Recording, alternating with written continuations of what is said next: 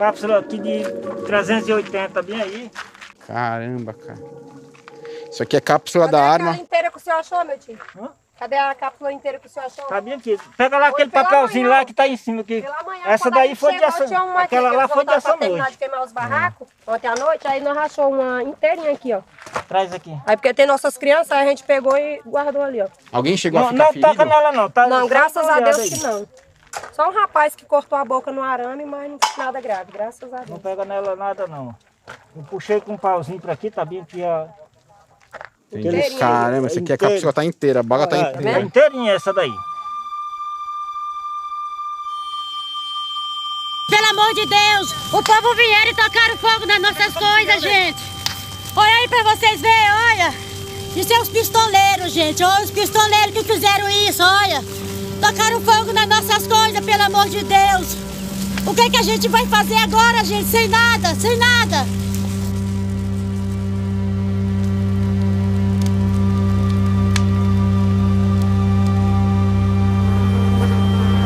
E a senhora não teve tempo de fazer aquele vídeo, né? Foi, que aí eu peguei meu celular e falei, me dá aqui o celular, pelo amor de Deus, eu tenho que filmar pro povo ver.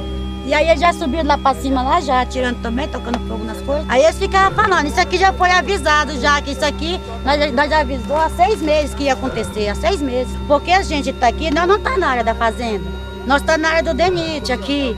E a justiça que botou nós aqui. Então não tinha necessidade deles fazer isso com a gente. A gente não tem onde morar, a gente morava aqui. É aqui que a gente morava.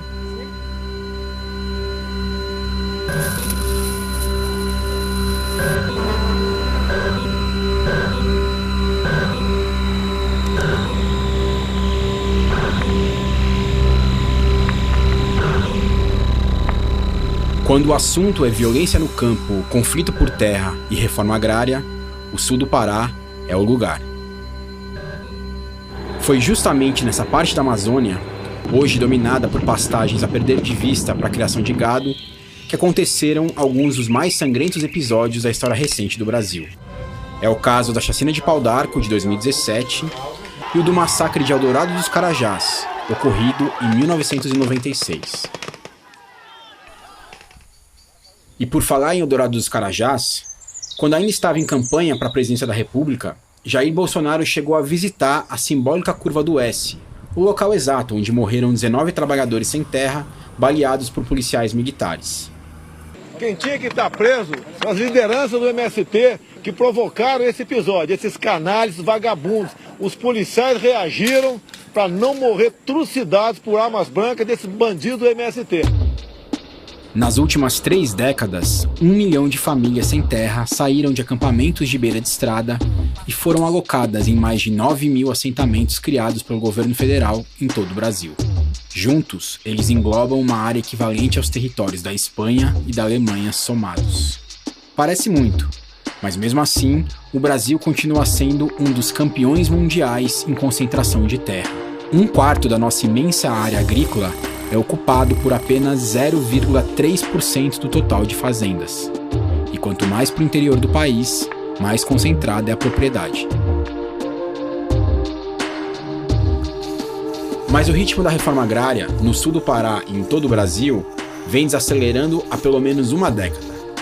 Durante os governos de Fernando Henrique Cardoso e Luiz Inácio Lula da Silva, a criação de assentamentos atingiu picos nos anos de 1998 e de 2005. Desde então, a reforma agrária saiu da lista de prioridades e nas gestões de Dilma Rousseff e Michel Temer, a curva literalmente despencou. Mas agora, com Jair Bolsonaro, a coisa mudou de figura e a reforma agrária foi totalmente paralisada.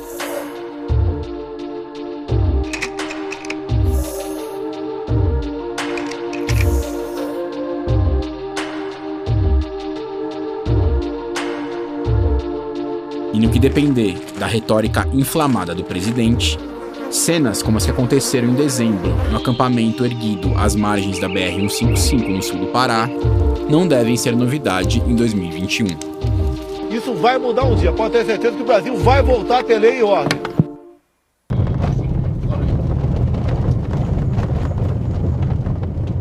Bom, e a gente agora está a caminho aqui da fazenda Santa Lúcia, em Pau d'Arco. palco da chacina em que morreram 10 pessoas em 2017, em mais um conflito por terra aqui no sul do Pará.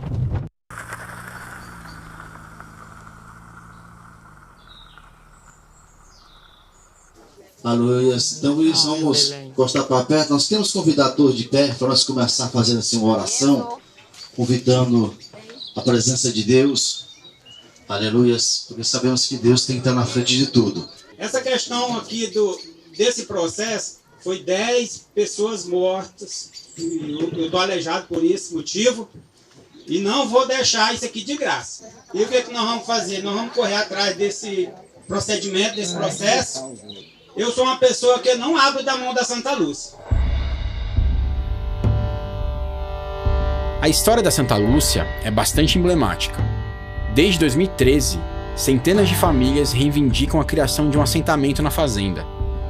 Isso porque existe a suspeita de que os títulos da propriedade sejam irregulares. E a situação não está muito boa, entendeu? Já era muito comum nessa região aqui expedirem títulos de propriedade para latifundiários que vieram para cá, e eles, com aquele título em mãos, acabavam se apropriando de uma área muito maior do que aquela registrada no documento. Quase todas as grandes fazendas aqui têm uma parte, às vezes, titulada e outra parte, às vezes, até de igual tamanho, às vezes até maior, que foi uma incorporação totalmente ilegal de área pública. A defesa dos proprietários da Santa Lúcia nega que a área tenha sido apropriada de forma indevida, ou grilada, como se diz no jargão do direito agrário. Mas nos últimos 8 anos, a fazenda foi ocupada várias vezes. A justiça determinou que os sem terra fossem retirados da área. Mas em 2017, o conflito escalou de vez. Policiais mataram 10 pessoas de um grupo escondido na mata que tentava entrar novamente na fazenda. Os policiais alegam ter atirado em legítima defesa. Bandido que atentar contra o policial vai levar chumbo, sim! Mas há fortes indícios de execução sumária. Não tem o fuzil que até agora falaram. O que eu tenho aqui, eu tenho 2 munições aqui que pode ser de um fuzil. E essa munição é de caça, né? Essa é munição de caça. Isso aqui é cartucho, espingarda, não é um projétil, é chumbo. Você acha que dentro de uma casa, a pessoa trocando tiro, tem jeito da pessoa levar tiro só na cara? Depois da chacina, a fazenda foi ocupada mais uma vez. Algumas reuniões até chegaram a ser feitas com o INCRA, o órgão federal que toca a reforma agrária no Brasil, para discutir a compra da Santa Lúcia e a criação de um assentamento. Mas as negociações não avançaram. É o que conta o advogado José Vargas, que representa o Sem Terra e os sobreviventes da chacina. O processo no INCRA, ele está paralisado, né? Fala, olha, não temos recursos. Então, é uma coisa que acontece há muito tempo no INCRA, né? Há uma paralisação. Nós estamos há 5 anos e não há certeza quanto à origem dos títulos, né? Se correspondem à área, se são bons ou não. Dos 3 que foram apresentados, um já foi destacado pelo órgão fundiário, pelo ITERPA, falou, não, esse título não tem como ser dessa área porque ele é de outro município. Há uma ordem de reintegração que não foi cumprida ainda exclusivamente em razão da pandemia. Basicamente o que as famílias estão fazendo é aguardando. Não esclareceu o título, morreram 10 pessoas, não se encontrou os mandantes e tudo bem, vamos fazer a reintegração de posse. O exemplo da Fazenda Santa Lúcia não é exceção. Em 2021, se a pandemia der uma trégua, uma avalanche de despejos em todo o país deve sair do papel. Para entender por que isso pode acontecer, é preciso voltar ao começo do governo Bolsonaro, quando um memorando da Direção Nacional do INCRA suspendeu vistorias e compras de fazendas para a criação de novos assentamentos no país inteiro. A medida foi revelada em primeira mão pela Repórter Brasil. O que motivou a tomada dessa decisão é que nós não temos recurso para custear essas áreas de desapropriação, porque a maioria dos projetos de assentamentos dessa regional eles foram criados através de desapropriação de áreas, de fazendas, né? Então o INCRA tem que fazer uma indenização para isso. E hoje o recurso, desde 2019, a gente não tem recurso suficiente para fazer, né, essas indenizações. Essa decisão de paralisação total provoca diferentes efeitos. O primeiro deles é que aqueles proprietários de áreas privadas que estavam em processo de negociação com o INCRA, não tendo mais a negociação, eles passaram a requerer dos juízes das varas agrárias a reintegração de posse nesses imóveis. Já foram feitos vários despejos de algumas dessas áreas e, segundo o monitoramento feito pela CPT, nós temos aproximadamente umas 6.000 famílias que estão ameaçadas de despejo, que só não foram ainda despejadas em função da pandemia. Geralmente são ocupações de 5, de 10, de 15 e até mais anos. Então tem muitas dessas áreas que as famílias tinham a expectativa de serem assentadas, porque o INCRA já estava num processo adiantado de aquisição ou arrecadação dessas áreas. Então não tinha dúvida por parte das famílias que elas seriam assentadas ali. Em razão disso fizeram grandes investimentos e praticamente construíram uma vida ali. Aqui nós estamos há 13 anos. Cheguei aqui só era o capim. Não tinha água, não tinha energia, não tinha nada. A coisa mais triste que eu acho é ver tanta família analfabeta procurando um lugarzinho para se manter. Eu sou analfabeto e muitos são analfabetos. Vai para a cidade fazer o quê? Só sabe assinar o nome. Acabar com um patrimônio desse, certo, que não era nosso. Isso aqui eu faço. Aqui mas tem como deixar nós aqui, né? Cada família, são 212 famílias, cada um já na sua casinha, com seu trabalho, seu pão de cada dia, dia a dia. E se acontecer que nem aconteceu agora aí, próximo, né? Aí acabou. Você já pensou? Eu, Ave Maria, Deus me livre, e nós não podemos reagir, né? Que chega fora de hora, meia-noite, a gente está cansado dormindo, e quando você acorda é os pontapés e os tiros na frente da casa da gente. Aí a gente vai fazer o quê? Sorte quando a gente escapa ainda, né? O acampamento da Alcídio Jurandir, onde Cândido, a esposa e os filhos vivem há 13 anos, é um dos que podem ser despejados a qualquer momento. A ocupação de mais de 200 famílias fica numa fazenda da agropecuária Santa Bárbara Xinguara, também chamada de AgroSB. A empresa é ligada ao grupo Opportunity do banqueiro Daniel Dantas, preso anos atrás na Operação Satyagraha por suspeitas de corrupção. Hoje, a AgroSB é uma das maiores proprietárias de terra e criadoras de gado do país, com um rebanho estimado em 170 mil animais. Com a decisão do INCRA de suspender a compra de imóveis para a reforma agrária, a empresa informou em nota publicada em uma matéria da Repórter Brasil que, após 7 anos de idas e vindas, as negociações foram enfim encerradas. E acrescentou que a tentativa de apresentar a AgroSB como a destruidora dos sonhos dos trabalhadores rurais sem terra não corresponde à verdade dos fatos. A iminente reintegração de posse da fazenda não tira o sono apenas das famílias que vivem no Alcídio Jurandir. A prefeita eleita de Eldorado dos Carajás, Yara Braga, também está preocupada. E nós temos hoje lá mais de 200 famílias, inclusive muito produtivas, viu, Juliano? Produzem muito, abastecem o comércio local, né? Tem lá, inclusive é uma das regiões que mais planta mesmo, entendeu? A hortaliça, a mandioca, ele lá tem produção de mel e a gente sabe a importância da manutenção dessas famílias lá. Inclusive eu estive em Brasília agora e nessa minha ida a gente teve uma visita ao INCRA, a gente pontuou a questão do acampamento da Alcídio Jurandir. A gente sabe nesse momento também da dificuldade, né, de realmente poder aquela fazenda ser paga, diríamos assim, pelo governo federal para que as pessoas possam serem assentados. Prefeita, se a reintegração de posse for cumprida, mais de 200 famílias vão ser desalojadas.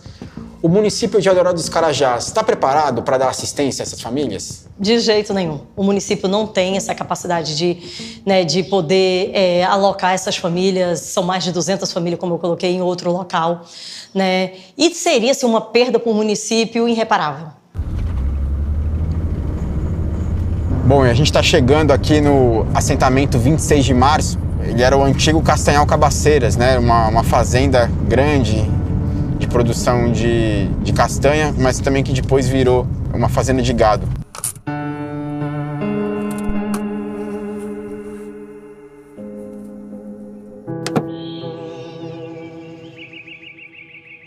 A história dos Castanhais mostra bem como funciona a questão da terra no sul do Pará.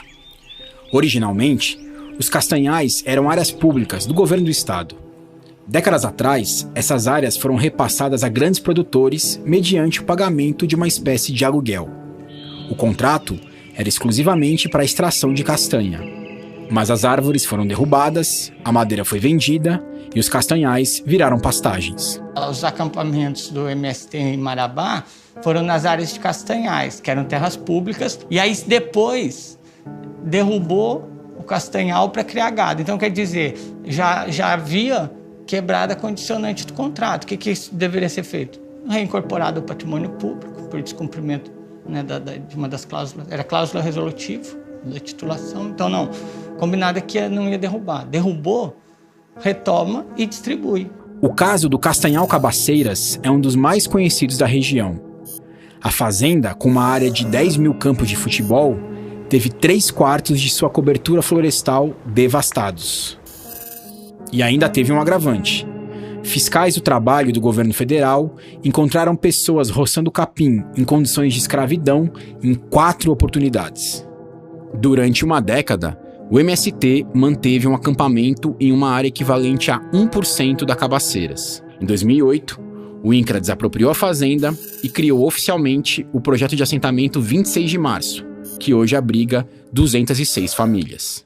Mas os assentados afirmam que nos últimos anos, o INCRA vem sofrendo um desmonte. No passado, o INCRA, na verdade, acabava sendo o principal responsável para fazer a manutenção das estradas do assentamento. Inclusive tinha um crédito chamado Crédito Infraestrutura, né, que eles investiam para a recuperação de estradas nos assentamentos. Talvez nós somos um dos últimos assentamentos nesse processo a acessar esse tipo de recurso para abertura e recuperação de estrada, né, que eles fizeram aqui uma única vez. E a partir daí acabou sendo responsabilidade da prefeitura. Não sei se vai continuar, né?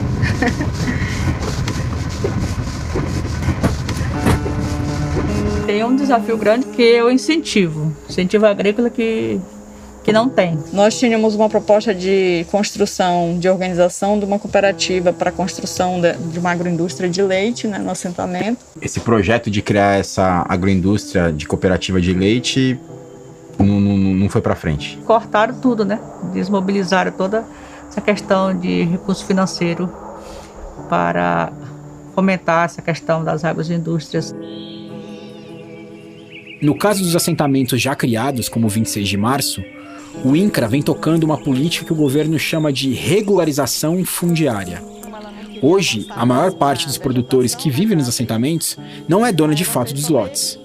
O plano do governo é acelerar a concessão dos títulos de propriedade definitiva para os agricultores. Do ponto de vista dos assentamentos, eu acho que a principal desestruturação, que é o que o Estado tem feito, que a Isabel falou, é a titularização. Porque significa o quê? Para o Estado, é tirar a responsabilidade dele com a política de reforma agrária. Porque uma vez que tu titula, tu emancipa, tu tira qualquer possibilidade de responsabilidade com esse território e joga ele para iniciativa privada, para relação com o município, vão fazer o que vocês sejam donos do seu próprio nariz. Eu acho que o fato que motivou essa tomada de decisão por parte do INCRA nacional é porque nós temos hoje, eu vou falar da SR 27, nós temos hoje especificamente 516 projetos de assentamentos criados, né? E desses 516 projetos de assentamentos, a gente não conseguiu consolidar um só projeto de assentamento. Que as políticas de infraestrutura, de crédito, de titulação ainda não foram concretizadas. Mas o que nós queremos fazer é entrega a gama de crédito que ela tem direito e logo em seguida entrega o título, tá? Porque com isso a gente sabe que a gente cumpre a nossa, né, ainda que não totalmente, vamos dizer assim, os objetivos da reforma agrária, mas a gente cumpre isso aí e já entrega o título da pessoa, que é a independência que ela precisa, que é com o título que ela consegue pegar um número de crédito maior, que ela consegue desenvolver atividades que os créditos inerentes à reforma agrária não proporcionam a ela essa possibilidade. A conversa também de que é para estruturar os assentamentos agora, para consolidar, também não é verdade, porque se fosse verdade, você teria assistência técnica já, você estaria caminhando com a questão da habitação dos projetos de assentamento, que o déficit é de 250 mil habitações no Brasil. Então, como é que a ideia, a reorientação é de estruturar os assentamentos, se você não coloca recursos, se você não tem dinheiro para isso? E o orçamento desse ano é o menor orçamento da reforma agrária desde 2015. No governo Bolsonaro, o que eles estão fazendo? É invertendo essa ordem, ou seja, a titulação passa a ser praticamente a primeira etapa. Em vez de gastar com a reforma agrária, o governo vai passar a arrecadar. Porque com a titulação, o assentado ele tem que pagar o título para o governo federal, e o valor não é baixo. Titular é se ver livre dos assentados e dos problemas existentes da reforma agrária que o governo criou, que o governo não resolveu. Você está aí, a terra é sua, você faça dela o que você quiser. E aí é muito fácil chegar um fazendeiro vizinho, porque agora a área já é regularizada, tem um título de propriedade, ele pode vender, né, cumprido o prazo ali estipulado no título, e então fica mais fácil para, vamos dizer assim, os concentradores de terra, as grandes fazendas, incorporar essas terras vamos dizer assim, no processo do agronegócio.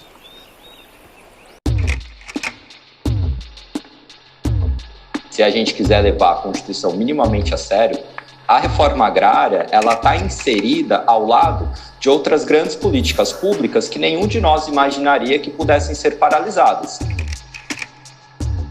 Quando o governo ele diminui em mais de 90% o orçamento do INCRA, que era destinado para a implementação de assentamentos e de aquisição de novas terras para serem destinadas para a reforma agrária, isso é uma mensagem bastante clara que o governo está passando. Ele diz, e diz inclusive textualmente algumas vezes, que a reforma agrária não vai acontecer, e de outro lado ele passa a favorecer o grileiro.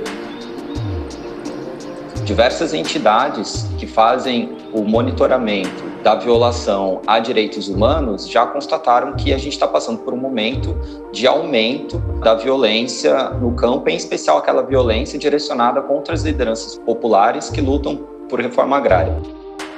O governo brasileiro passa uma mensagem de estímulo, ou ao menos de desinteresse em combater a violência no campo, a violência que é a consequência da paralisação dessas reformas.